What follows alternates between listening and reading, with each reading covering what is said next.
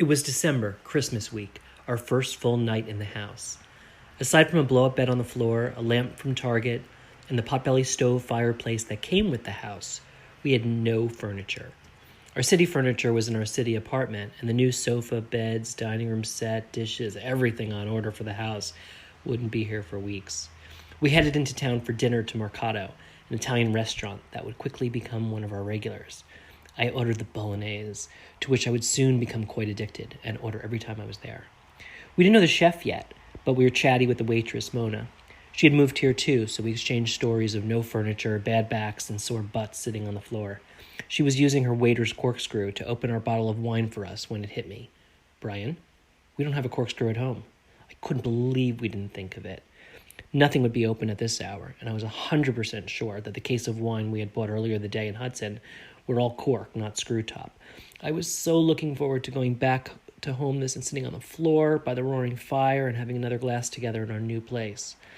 Maybe if we ordered a second bottle, we could open it here, bring it home, get through until daylight broke and the stores opened. I was nothing if not logistics. Mona shook her head, as you might with first graders who arrived without their school supplies. Oh, just take mine and bring it back tomorrow. I looked up at her, trying to think if this was a joke, a trap, or a Stepford situation. But no, it was the real deal. You give stuff to other people in the country. You help other people who are in dire need without question. You will see each other again. You will return the favor with a loaned wrench, a plumber's business card, or a pie. Brian said thank you and pocketed the corkscrew. I'm Matt Zucker, and this is Cidiot Life, learning to live and love life in the Hudson Valley. Episode 2, Setting Yourself Up.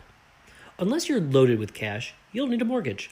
I'd planned on using Citibank, which had done our last two, but our friends Stephanie and Victor said, go local. You'll get better service, speed, and flexibility. So we found a local bank, and yup, despite the clunky website, the service was great. A vice president handled us directly, and we closed quickly. We first got a whiff that animals were for real in the bank's mortgage paperwork. The county has a clause which says that you understand you are buying in farm country with active livestock. Our attorney said the wording was added after city folks started lawsuits over farm smell, that bouquet from the barn, which becomes familiar if your property, like ours, is downwind from sheep. The first two big purchases we made, though, were actually for the outside of the house. Brian insisted on getting a Weber grill, even in the dead of winter, which pleased the folks at Lowe's. And I insisted on getting a standby generator, which admittedly is an investment, but pays off whenever the power boinks out, even briefly.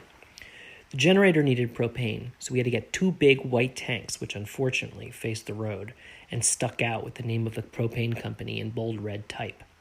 It didn't match our green little house, so Brian had the tanks spray painted green and turned the company name inwards towards the house. Everything now nicely blended in, which seemed genius until a neighbor sarcastically complimented that now if there's a fire, no one will be able to find the propane tanks to turn them off for us. Let's talk about stuff. If you're going to keep a place in the city, you have a weird first world problem of all your things in two places. 3 years later, I still can't keep track of my favorite jeans or my passport. One tip we have is to buy two of as much as you can, and that way you can carry as little as you have to back and forth. For example, we have the same white Crate and Barrel dishes, silverware, drinking glasses, and cookware in the city and upstate. We have the same garbage cans and storage containers. We have two Alexas, two Apple TVs. The consistency is nice psychologically, which I did not anticipate. With clothes, though, I did something different. My country closet has all my plaids, and solids are in the city. That somehow makes sense. Well, slowly, furniture started to arrive. We also picked out a few things locally.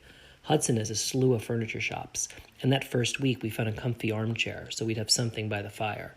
Through New Year's, we took turns rotating time in it.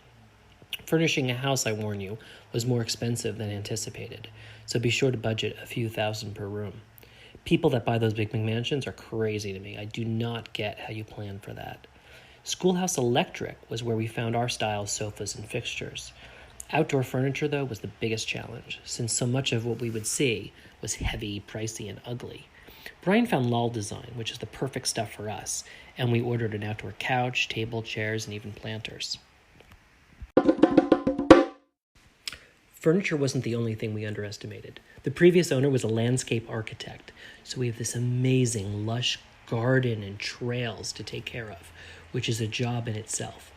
Brian found a gardener to work with him on it, and they have a lovely bromance, which I try not to pry into. The previous owner also put in outdoor foot lamps, which is reassuring in the dark winter, and I'd recommend putting in those immediately if you don't have them. I work in digital, so I had fantasies of the wired home, with cameras, sensors, locks. We've only gotten as far as the Nest for remote heat and light controls, but every day there are more possibilities. You just have the impossible choice of platforms, Apple, Google, Samsung, or whatever. Cars are another thing. We were on our second adorable Mini Cooper, which got amazing mileage and earned smiles and waves whatever you did on the road. But so low to the ground and without front-wheel drive, it wasn't long before the little bugger was stuck on a friend's hilly gravel driveway on a snowy night. The next week, we signed a lease on a Volvo station wagon.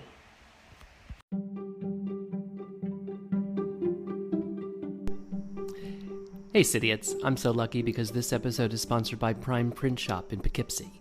They can copy, print, and scan nearly anything, from house plans, property surveys, and planning board submissions, to banners, business cards, yard signs, and more. Visit primeprintshop.com and mention secret code CIDIOT to get 20% off your first order.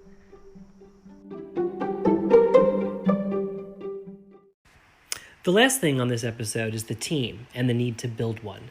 Don't be naive to think that you can do this all on your own. I don't care if you have a red toolbox like I do and you actually know how to use the toys inside of it. We had to find someone to, say, shovel us out. We had to find a handyman. We had to find that gardener.